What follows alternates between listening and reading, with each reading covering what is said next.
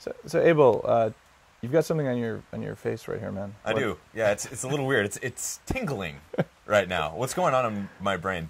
You are hooked up to the same machine I'm hooked up to, although I'm going through my earlobes and you're going through your temples. This is a cerebral electrical stimulator. And what we're doing is putting like the amount of current that comes from static electricity, a very safe amount, through the brain set at a gamma state for 50 hertz. So you're going to see that your verbal skills increase and your mental focus increases. But I figured this would be a great time to do it because we're out of my house, we're doing some biohacking today, and we just fed you some fresh duck eggs from here on Vancouver Island. Delicious. So you've got the lecithin from the yolks, you've got the choline from the yolks, and so do I. So what this is going to do is give us the ability to myelinate those nerves even better. Raw materials plus electrical stimulation equals faster myelination of the nervous system. So we'll just do this. We'll do this episode hooked up to a 50 hertz alternating current between our ears. It's actually a direct current that pulses. It's not an AC, but it's going to be kind of cool. I'm curious to see how you feel when we're done. I'm already stoked. It's funny. So before we turn this camera on, I'm just like, is that flickering coming from my brain or the lights? Because all of a sudden there are two lights right here, and all of a sudden I see them flickering, and that wasn't happening before. And I don't feel much like coming from my temples, but I can definitely feel something starting to go on. It's happening inside your head. Your brain's getting lined up. But, you know, we're here to talk about some biohacking things that aren't quite this advanced because, in fact, you can't even buy a unit like this anymore. You can get ones that do certain frequency bands, but not one that's programmable like this. Yeah. This is a rare object, you could say. But we're going to talk about something else. We'll just talk about it with electrodes because we're biohackers and we're cool. Yeah, let's hit it.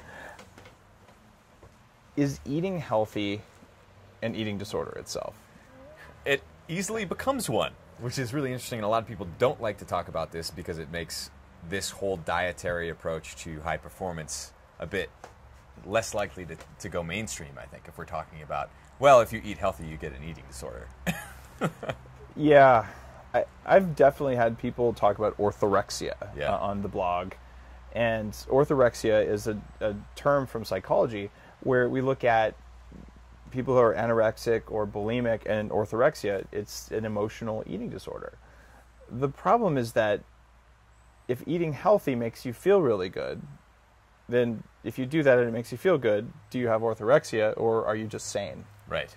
Yeah, and it's a very thin line, I think. It is. For most people, they're not used to even thinking about diet at all, right? It's just something that happens. You know, food is around them and they consume it.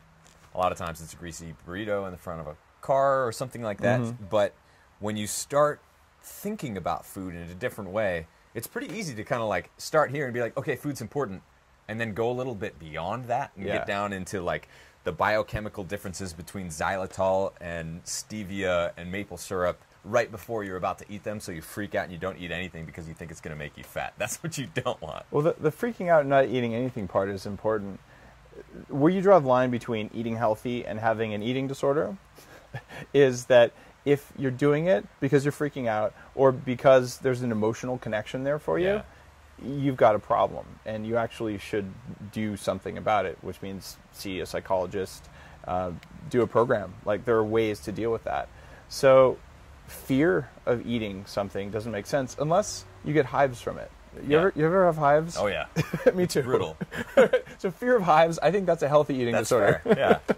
Yeah, or if you're like completely gluten intolerant, like fearing toast is appropriate. Yeah, or at least avoiding toast, right? Yeah. And I would argue from the 40 years of Zen and the advanced like awareness training that I've done, that even the things that I choose to avoid, I'm not afraid of them anymore. But for a long time, that did motivate, like, I'm not eating that. It's kryptonite. Like, it will ruin me for a week. Like, no way.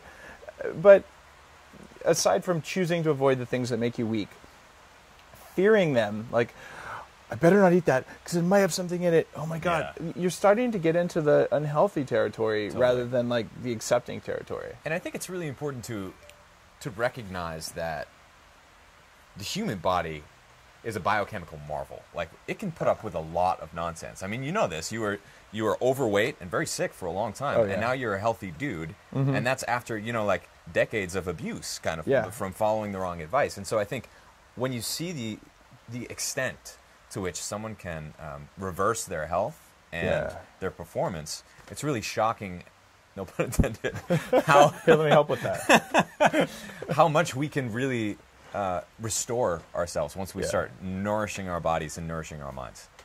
One of the reasons I started writing on the Bulletproof blog was that it's not really fair that I had to spend a lot of money and time recovering from this pretty bad place. Arthritis at age 14 and weighing 300 pounds and all that stuff. Similar to you had all this inflammation going on.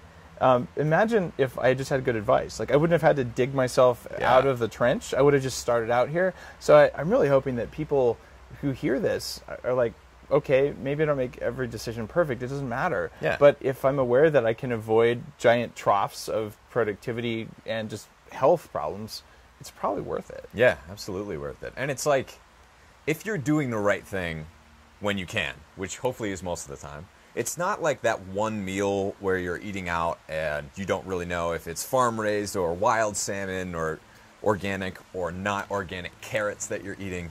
It's what you're doing most of the time that really matters. It's what you're doing, what you're cooking for breakfast at home, what your family's eating for dinner. It's not about that occasional meal. I mean, I was just staying at a hotel before I came up to your place, Dave, and I have no idea what was in my food this morning, but I just did the best I could, and I feel pretty good.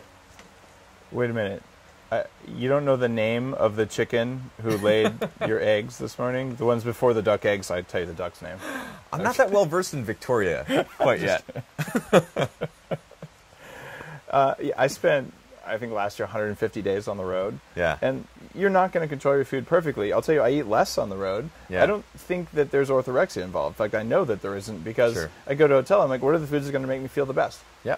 It's not like fear of food is part of the equation anymore, but it is for a lot of people, and especially for men, because eating disorders in women are more acknowledged, but if you're a guy with an eating disorder, there's a stigma associated with that. So a lot of guys who probably would have ended up as anorexic women end up as orthorexic men, right? Which is a problem. In fact, issues with body image. There are some at the far fringes of the bodybuilding community who have body image issues. Oh, I would say a lot, because it's just, at that point, it's institutionalized. Yeah. And a lot of fitness models, celebrities, bodybuilders, and people in that ilk, where they're judged and expected to be this kind of unnatural state of the body. That becomes an issue when you're in that world for too long, because as soon as you try to step out of it, it's like you're freaking out all of a sudden. And also, there's a recovery time. Yeah. I've got several people, both men and women, who've been fitness models who damage their metabolism to the point that it's taking them years to dig their health out of it. Yeah. I love the way I look, I'm lean and ripped. And I even turned down some content from my site. Someone was trying to get me to post, how do you get down to 3% body fat? Yeah. I'm like, I won't promote anorexia on my site. I'm sorry. Yeah. It's not okay. It's not even good for you. You won't live a long time. You won't feel better. You won't perform better. You'll look like a great Greek god for 3 days until you rehydrate. Right. That's not where I'm going with this. Yeah. Well, what's interesting is that if you follow this dietary approach, the right dietary approach, or at least in the direction of right, then you can get down to an awesome spot for your body. So for me, if I'm eating a lot or if I'm not eating a lot, depending on how much stress I have, exercise, sleep, all these other things, it's sometimes I'll have a six-pack, other times it'll be blurrier than others. But it's not a big deal, and it's really easy to stay in that sweet spot. Yeah. If you try to hack below it, you can do it. But as soon as you stop doing that starving yourself, that over-exercising, the extreme manipulation of macronutrients, as soon as you stop doing that, most people just shoot straight back up. And it's higher than that comfort zone, that sweet spot, because your body is just rebounding from being starved for so long. Yeah, getting yourself down there, facing a famine, and then recovering from it, which is what happens when you do that for long periods of time, I don't think it's good. And I can tell you, I've lost 25 pounds in a week before when I was obese. It's doable. You go on a 400-calorie liquid diet and you do all this stuff. But man, when you're done, it always comes back, and it compounds and compounds. So I would say, as much as I've learned from the manipulations of bodybuilding and professional stuff like that, the amount of knowledge that's coming out of there is amazing. But it's not always the same as the life extension anti-aging movement here. And I want that middle where they come together, where I'm going to live longer, I'm going to live healthier, I'm going to feel better, and I'm going to look good. Yeah. But there's guys who can bench press me who are super lean and ripped. But there's also a lot of guys that actually who diet guys of that build who die at like 50, 60 years old of heart failure because the heart's moving so much blood through so many muscles. And I'm not saying lifting and building muscles is bad for you. It's not. Yeah. You optimize your testosterone. I'm all over that. I do it. But it's like a question of how much. And same thing with diet. How much do you focus on healthy food? And you need to focus enough that you get everything done you want to do and you're not damaging your health and you feel good all the time. You have all the energy you want. That's the sweet spot, and that's totally healthy. Like, that's how we're meant to be. Yeah, and I think it's such a good way to think about it, because we know the hacks to get down to 3% body fat, to put on loads of muscle in a really short amount of time.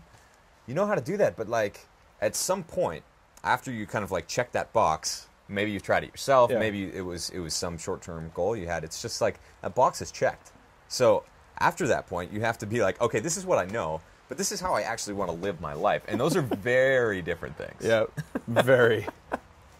So yeah, I think it's really tempting to get super caught up, especially if you're new to biohacking or eating this way, and all of a sudden you're like getting strong and ripped or lean or whatever, and you're just like, I want to keep pushing it, keep pushing it. At some point, you really have to come back to that sweet spot, and it's different for everybody, but I think the way that you know that you've gotten there, the way that you know that you're sitting there, is if you're comfortable and you're not freaking out about food anymore. You're not freaking out about exercise anymore. And that's a place where you can be lean for the rest of your life. You don't have to worry about it. And I think, I'm guilty of this as well. Having been overweight, having been sick, like you were as well, it's like you do worry from time to time. Is this going to happen to me again? Oh, yeah. It used to be a big fear.